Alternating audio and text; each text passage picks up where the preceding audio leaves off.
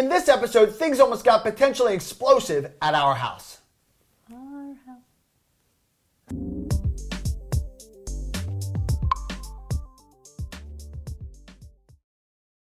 And we're back, episode 5. We're at the 94th annual open house at the Longwood Fire Department. Fun fact, Longwood Fire Department was actually started by the DuPonts themselves. Yep. Homeowners wouldn't give them insurance on their property unless they had their own fire department. Well, the insurance company wouldn't give them homeowners insurance unless they had their own fire department.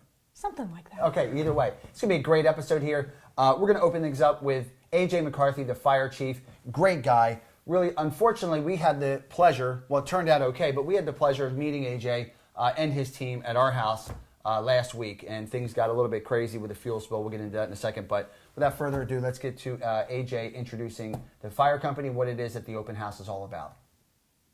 It's an exciting episode. We're at the 94th annual Longwood Fire Company open house with Fire Chief A.J. McCarthy. A.J., welcome to the show. Thanks for having me. A.J., tell the audience, our audience, a little bit about the open house and what this is all about. So every October is Fire Prevention Month, and it's where we try to get out into the community and educate fire prevention skills that make your home and your businesses safer. We go to a lot of the schools, teach them how to call 911, information to provide, don't play with matches, those types of things. Doug, it's really great to see that our local fire department is out there educating the public on basic fire prevention tips, because it seems like it's common sense until you're thrown into that emergency situation and then right out of the head. All those things just evaporate from the common sense in our brains, I think. Yeah, it really does. When they say call 911, I got to be honest with you, time is of the essence, and as we're going to see in this clip coming up, things could get ugly in a hurry. Crazy day in our house. We woke up, Jill woke up smelling a whole lot of fumes. It was a really, just incredibly strong, and wound up being a fuel spill in the garage. We called 911, and AJ was out at the house. Yep. AJ, when something like that happens in a home environment, what's the first thing they should do besides call 911? Yeah, I mean, well, that's the main thing we stress is to call 911. Because I'll tell you, I didn't want to do that. I didn't want to look like an idiot. I said, oh, it's not a big deal, and I was going to open the garage door with the clicker. That might have been a bad choice. It could have been a really bad choice. Yeah. Depending on the concentration of the vapors.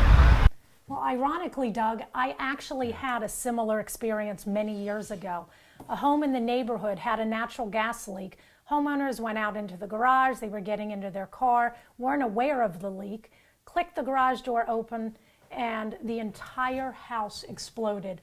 Unfortunately, the home was leveled and they lost their lives. So I was aware, don't create sparks, metal on metal, anything like that can be very explosive. Yeah, I was standing about 150 or so feet away from the garage, and I had the clicker in my hand, and I was literally, seconds away from pushing the button, thinking, I could just open it up and air it out myself, and I'm really, really glad I did not do that.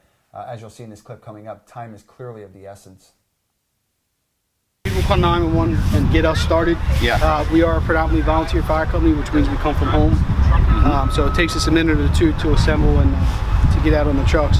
And especially if your house is on fire, pretty much for every minute that you delay call 911, the fire will double in size. Wow. I mean, that's crazy. For every minute, the fire will double in size. Pretty much. Homeowners, anyone, pay attention. Yeah. Your insurance company, on the tail end of it, if they find out a delay, it could be a little harder for you to get your claim covered. Really? Wow. Think about that. Your claim might be delayed or even be covered. It might not even be covered if you waited too long. Yeah, there's a lot of variables that play into it, but insurance companies are in the business to reduce the risk. Yeah. And if there's a way for them to do that, they're going to do that. Yeah. Well, as you've just seen, time is not only of the essence in terms of your safety, but also whether or not the insurance company could potentially pay all or part or any of the claim. I mean, it's Crazy, 2016, but I mean, their actuarials are out there, and that's what they're doing in their business. They're going to determine how long it took you to wait. Did you wait? What did you do? Believe me, all of that stuff is going to come out in depositions. So clearly time is of the essence, and it affects both your safety and potentially your insurance claim as well. And you know what? One other thing I want to point out, we all keep fuel in our garage if we don't have a shed. It's for the lawnmower, garden tools, things like that.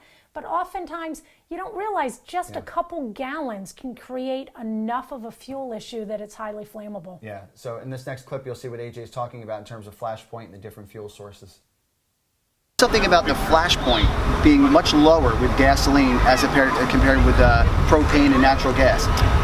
What does he mean by that? So that's at the point when the vapor will ignite. So with gasoline, I believe it's somewhere like 40 below zero. Okay. Where like your home heating oil or kerosene or diesel fuel is around 400 degrees. Okay. So wow. the gasoline vapors are really flammable. Clicking the garage door opener, that little spark in the motor could be enough to ignite those vapors in it. Wow. You have this. What I think a lot of people don't realize is that not all fire departments have paramedics. No. And you know, that's a big deal. So we certainly had a paramedic out there the day that they came out for us. And, well, we were lucky we didn't need them. Our house didn't explode, anything like that. Well, we almost needed them back out another time later in the week. Yeah. Well, that was thanks to Doug playing with toys in the house, but that's another story. Listen, well, take a look at this clip. When you call 911 and you have a medical emergency, You'd be out there too. The paramedic, we have paramedics and EMTs, so we can handle. You almost came out twice in 1 week. I got nicked up by the drone today. The damn thing took off. GPS lost track and it started flying away in the house. Probably not a good idea to start your drone up in the house, but that's how these things happen. So how can our audience help? How can anyone help that lives in the area and even out of the area? How can they help you guys to continue to do what you do?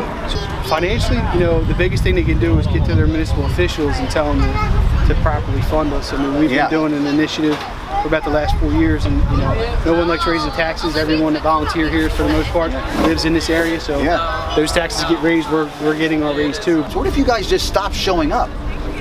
You're going to wait for someone that does show up. Financially, you know, the biggest thing they can do is get to their municipal officials and tell them to properly fund us. I mean, It really comes down to support your local firefighters. I mean, really. We told because they support us, they support the community, and I don't think people really understand. I think they think it's just this magical bunch of guys that come out of swinging down the ladder with the Dalmatians running around, and it's magical. You just show up. It doesn't happen like that. You know, but a lot of people don't really think about the fire company until they need them. Yeah, that's right. And they just kind of know when I pick the phone up. That's right. I want someone to come out here right now and help me. And then, you know, that's kind of what we pride ourselves on, that we answer every single call that comes here. Yeah. There's a lot of fire companies in this county that can't do that, and there are times when they don't show up, and you know, another fire company like us will have to go out and handle their call for them. Yeah, well, and that's certainly a lot of time. And as you said, for every minute, that fire could double in size. Yes.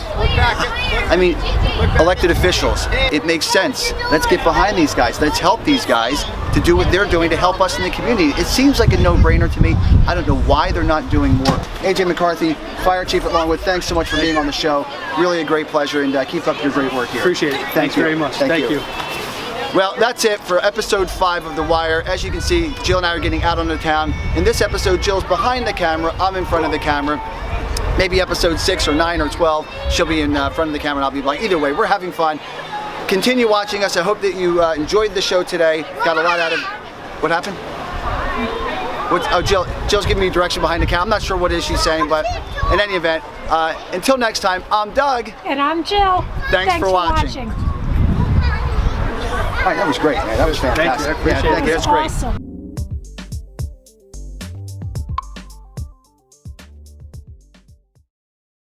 How can anyone help that lives in the area and even out of the area? How can they help you guys to continue to do what you do?